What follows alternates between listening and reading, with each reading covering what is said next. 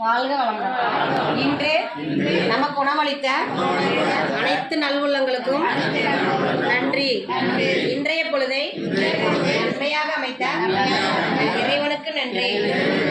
நாளைய பொழுதும் நன்மையாக விடிய இறைவனை பிரார்த்திப்போம்.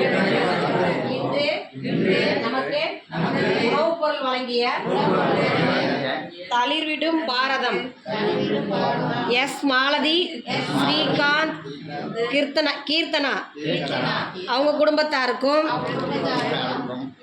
சரவணகுமார், ஜமுனா தேவி, தனிஷ்கா அவர்கள் குடும்பத்தாருக்கும், இன்று உணவளித்த தினேஷ் குடும்பத்தாருக்கும், பாசம் அறக்கட்டளை பாசம் முதியோர்கள் இல்லம் சார்பாக நன்றியை தெரிவித்துக் கொள்கிறோம்.